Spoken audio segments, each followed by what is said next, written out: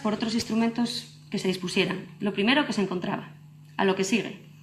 Las mujeres eran quienes organizaban filandones, esfollazas y otras reuniones que acababan en fiesta, quienes amenizaban los bailes cantando al pandero, quienes entonaban los cantos de los ramos de ofrenda que ellas mismas adornaban, quienes dirigían en muchas ocasiones las danzas, quienes, en fin, transmitían con nanas y juegos primerizos la tradición a los más pequeños. Básicamente, entendemos que el 95% de las celebraciones, eso sí, y aquí se recalca bien, les secundarias, pues estaban a cargo de las manos de la muller. Y decir que la muller es depositaria de la tradición y, en definitiva, repetimoslo tantas veces que al final creímonos claras herederas de eso que se llamó la auténtica voz del pueblo. Una voz que tenía que ser transmitida en base a canales informales, orales o como queramos llamarlos, y que genera a su alrededor, desde mi punto de vista, fenómenos de identificación colectiva y además que tienen un carácter simbólico bastante fuerte, también ritual. Así que básicamente la muller representa simbólicamente lo que a mí me gusta llamar una Arcadia pasada, donde se sitúan los pilares de la música tradicional asturiana.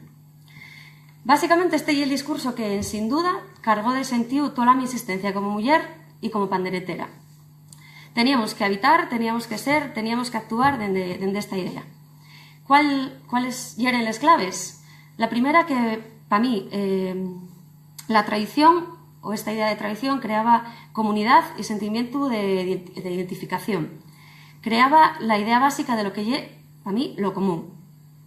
La segunda, que la mi performance iba a ser siempre auténtica, ya que partía del hecho de que era algo que fuera verdadero, de algo que era histórico, no algo que fuera así. Y finalmente, otro de los puntos fuertes era que todo este fecho era que a mí me ayudaba a configurarme o definirme como asturiana. Esos eran los 3 puntos clave que a mí me llamaban a definirme como panderetera. En otras palabras, la música de pandereta fue clave en mi construcción identitaria. Así que, como no podía ser de otra manera, pues di un aura di de excesiva importancia a veces, ¿no? Básicamente porque creí en profundidad en esta imagen de panderetera y de este imaginario que representaba, como decía, lo auténtico frente a otras manifestaciones de la música asturiana que, no me convencían tanto. Y esta ya básicamente la mitología que creé alrededor de la autenticidad de la tradición asturiana, ¿no? Básicamente eso, que la pandereta construía comunidad, que tenía cierto poder social. Yo vengo del mundo del baile, con lo cual es verdad que la pandereta implicaba cierto poder, porque tú hacías bailar a la gente, con lo cual eso implicaba poder. Gracias a la mi voz y a la mi percusión. La mi performance siempre, como decía, siempre iba a ser espontánea, ya que la música no estaba escrita, por lo menos a mí nunca me la dieron escrita, nunca la aprendí escrita, cosa que seguía remarcando aún más esa idea de autenticidad, de pureza, de esencialidad. Y, obviamente, la mi praxis no podía definirse de otra forma que como ortodoxa, ¿no? Tratando de mantener siempre esa pureza en los toques, esa pureza en la voz, etcétera, etcétera. También era importante para mí mantener ese sentido comunal impostado en la mayoría de mis representaciones.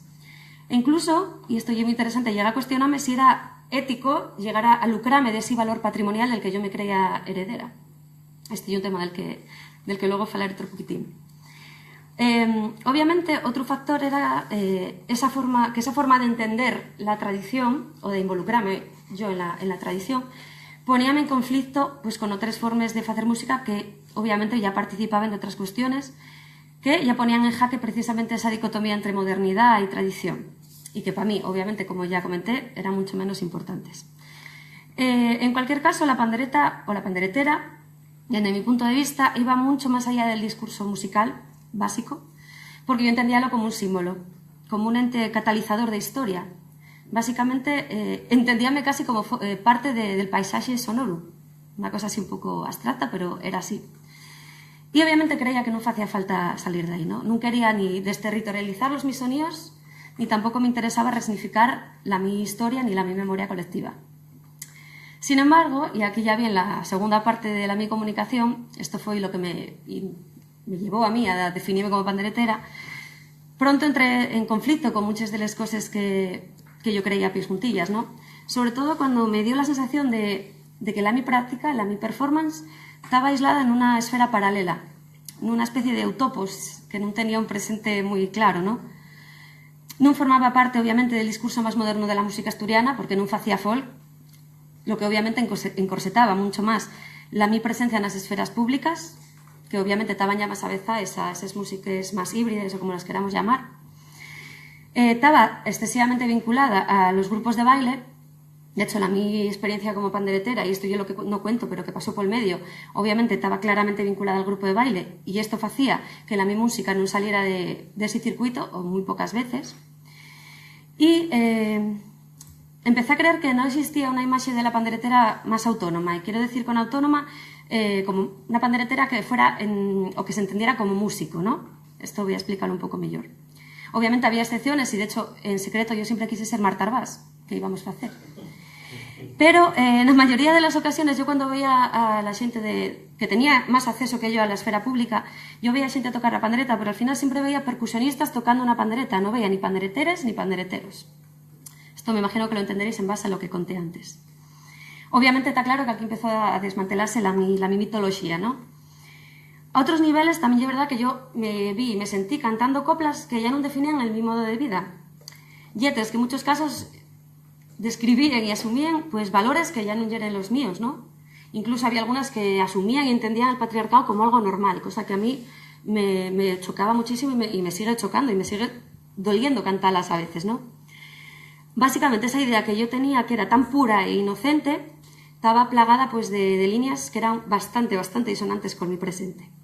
Y esto aquí voy a citar a Torner, así un poco porque me da la gana. Decía Torner que hay que apresurarse a conocer el folclore antes de que la moderna invasora civilización lo haga desaparecer. Yo no sé si a mí la modernidad me hizo desaparecer como panderetera, pero ahí voy. En todo caso, y en este momento, yo cuando entamo a pensar la mi imagen, no solo la simbólica, sino la práctica. Y yo que en un alto porcentaje la xente que me rodeaba en esta esfera non se entendía como músico, incluida yo, Entonces, y muy interesante, por ejemplo, cuando los grupos con los que yo colaboraba llegaban a tocar otros instrumentistas, que normalmente eran paisanos, nosotras llamábamos muy simbólicamente los músicos. Entonces a mí llamaba mucho la atención y un día yo por preguntar a alguna de mis compañeras, en plan de que eran pandereteras como yo, oye, ¿tú ya es músico? ¿Y cuál fue mi sorpresa cuando la mayoría me dijo, bueno, yo toco la pandereta y tal?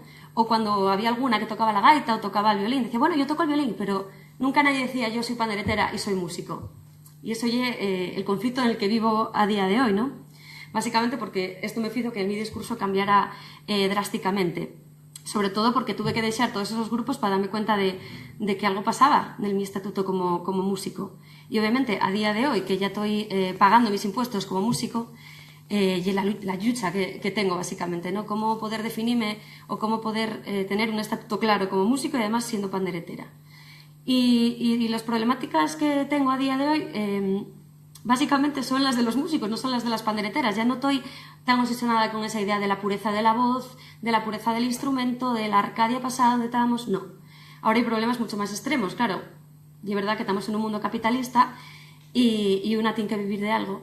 Y entonces cuando te llaman para tocar, de repente te das cuenta que te llama una banda, que hay 5 o 6 personas tocando, que te proponen un repertorio y tal, y de repente preguntas que cuál es el presupuesto, y de repente te dicen, no verás, y que para ti. Y yo, ¿cómo? O sea, toda la banda va a cobrar y yo por ser panderetera no voy a cobrar.